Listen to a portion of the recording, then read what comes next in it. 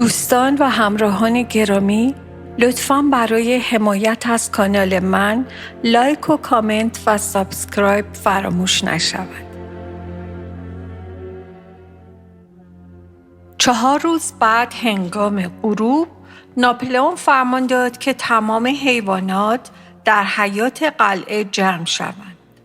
وقتی که تمام حیوانات جمع شدند، ناپلئون در حالی که هر 2 مدال خودش را آویخته بود و 9 سگ درنده و قوی هیکل که از غرششان لرزه بر پشت حیوانات می نشست ظاهر شد. اخیراً او خود را به لقب قهرمان درجه اول و دوم حیوانات مفتخر ساخته بود. حیوانات از ترس در جای خود نیمخیز شدند، با احساس ناخوشی که اکنون حادثه‌ای به وقوع خواهد پیوست. ناپلئون ابوسانه ایستاد و مراقب حضار بود. سپس ناله بلندی از گلویش خارج شد. با این صدا سگ‌ها به جلو پریدند و گوش 4 خوک را که از وحشت جیغ می‌زدند به دندان گرفتند و آنها را کشان کشان جلوی پاهای ناپلئون بردند. از گوش خوک‌ها خون بیرون می‌زد و این طعم خون سگ‌ها را دیوانه کرده بود.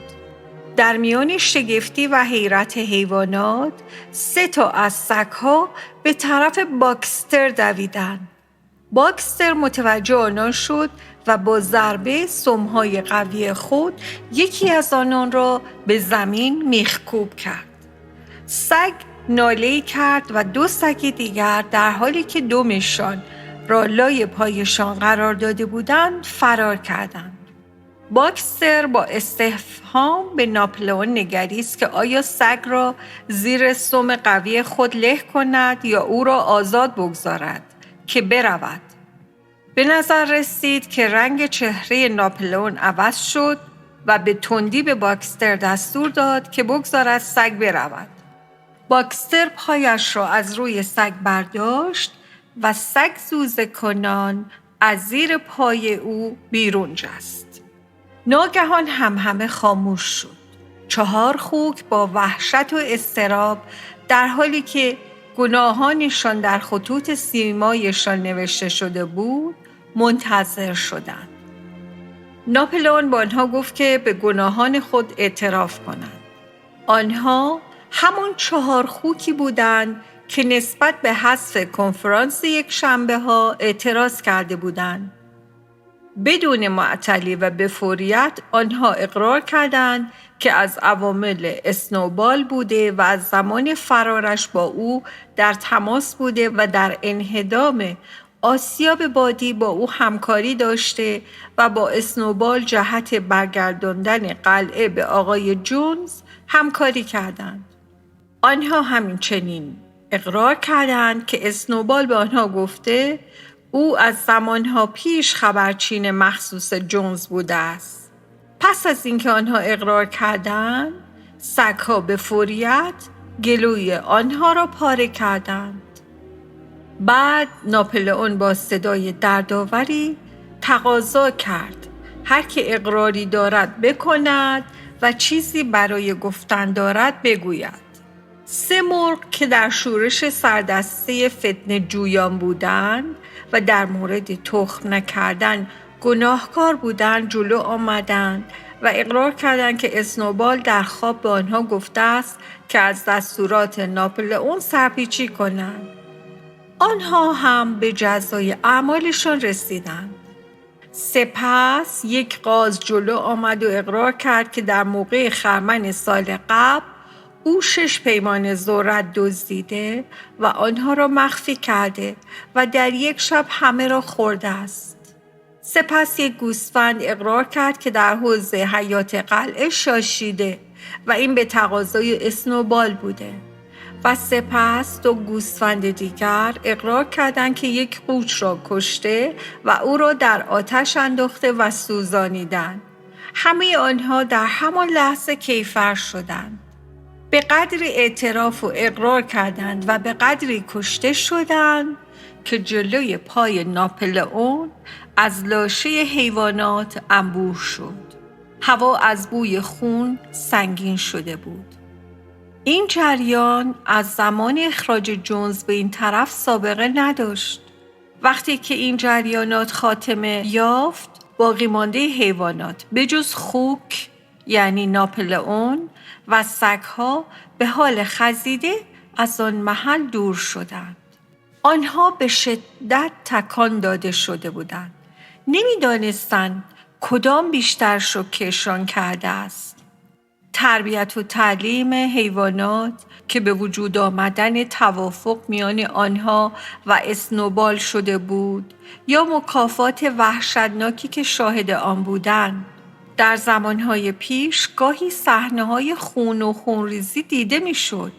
به نظر می رسید که دیگر آن دوران پایان یافته، ولی حادثه اخیر چیزی جز آن را می رساند.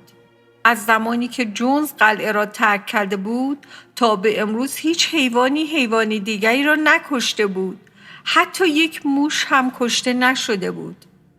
حیوانات راهشان را به سوی تپه در پیش گرفتند. در آنجا که آسیاب بادی نیمه کاره قد برافراشته بود. برای برطرف کردن لرز بی‌موردشان تنگ هم روی تپه دراز کشیدند. آنقدر تنگ هم که با گرمای بدنشان بدن همدیگر را گرم کنند. حیوانات همه بودند.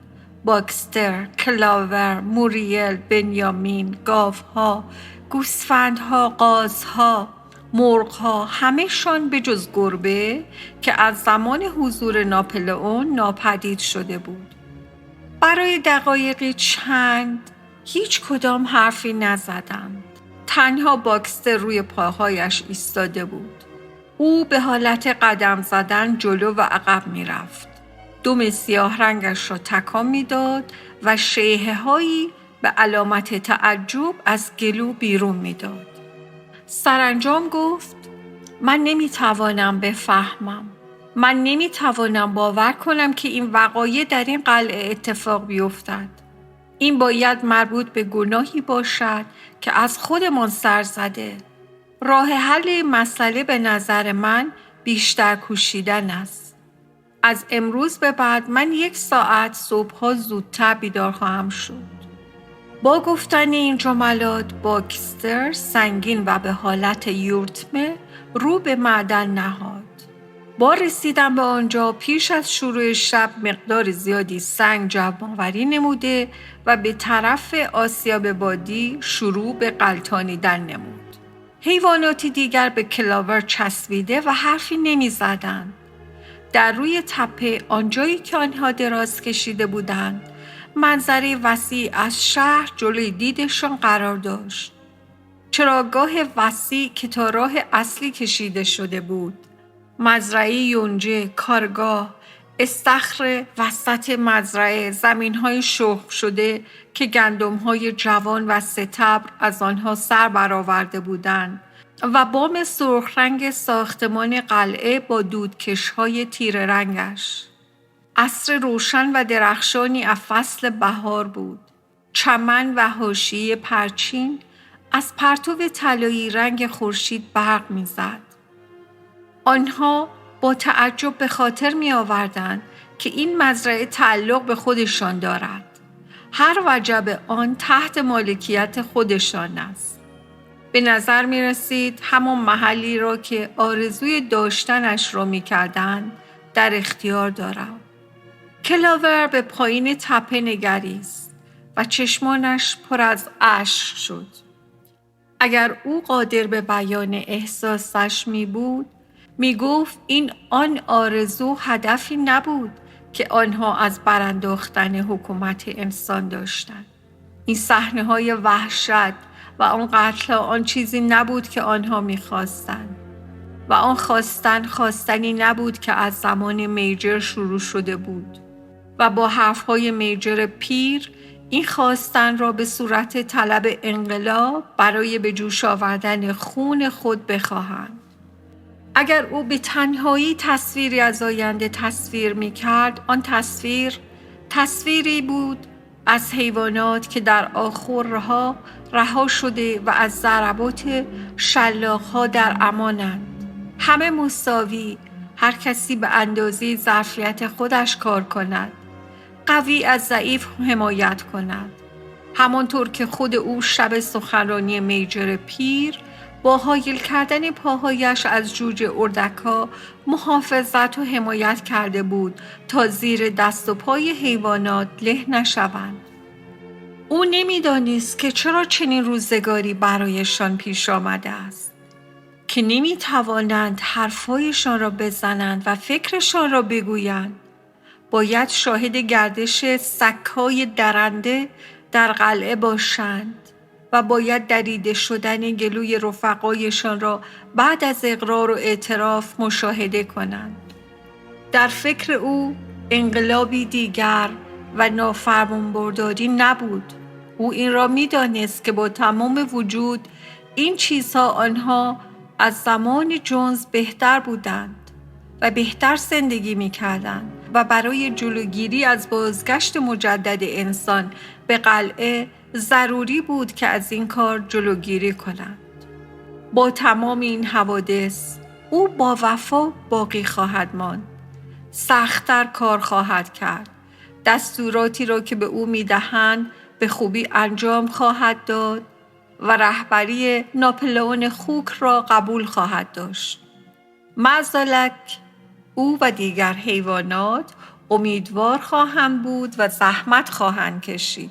نه به این خاطر که آنها آسیاب بادی را بنا نهاده و با گلوله‌های جونز روبرو شده بودند، بلکه او قادر نبود کلمه‌ای بیابد تا افکارش را ابراز نماید. سرانجام با احساس اینکه برای جانشین کردن کلمات و اینکه قادر به یافتن چیزی برای بیان احساساتش باشد، شروع کرد به خواندن جانوران سرزمین ما. حیوانات دیگر هم که دور او نشسته بودند شروع کردند به همراهی و این سرود را 3 بار خواندند. صدایشان آهنگین آرام و شبیه به حالت سوگ و عزا بود. با حالتی آن را می‌خواندند که تاکنون نخوانده بودند. سرود را خوانده بودند که اسکویلر با 2 تا از سگ‌ها ظاهر شد. به نظر می رسید که مطلب مهمی برای گفتن دارد. او گفت: به فرمان رفیق ناپلئون از امروز به بعد خواندن سرود جانوران سرزمین ما ممنوع خواهد بود. حیوانات تکان شدیدی خوردند. موریل فریاد زد: چرا؟ اسکویلر به خشکی گفت: دیگر احتیاجی به آن نیست. جانوران سرزمین ما سرودی برای انقلاب در حال تکوین بود.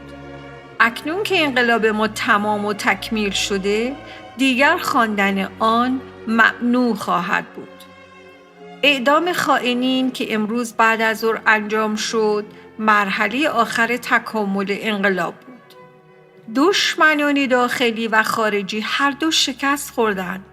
در سرود جانوران سرزمین ما خواهان روزهای بهتر با سیاست‌های بهتر بودیم. اکنون این سیاست بنا شده و به وضوح دیگر این سرود منظوری را نمی‌رساند. با افکار ترسناکی که حکم فرما شده بود، هر آن امکان داشت عده‌ای از حیوانات اعتراض کنند. ولی در این لحظه گوسفندها شروع کردن به دادن شعار 4 پا خوب 2 پا بد. این شعار دقایقی چند ادامه یافت و پایان آن پایانی بود برای بحث و مجادلهشان. بنابراین سرود جانوران سرزمین ما شنیده نشد و به جای آن مینیماس شاعر شعری ساخت که مطلب آن چنین بود: قلعه حیوانات، قلعه حیوانات، در آن هرگز به من و تو صدمه‌ای نخواهد رسید. این سرود هر یک شنبه صبح در مراسم افراشتن پرچم خوانده می‌شد. ولی به هر حال کلمات و ریتم با شکوه جانوران سرزمین ما از خاطر حیوانات محو نمیشد.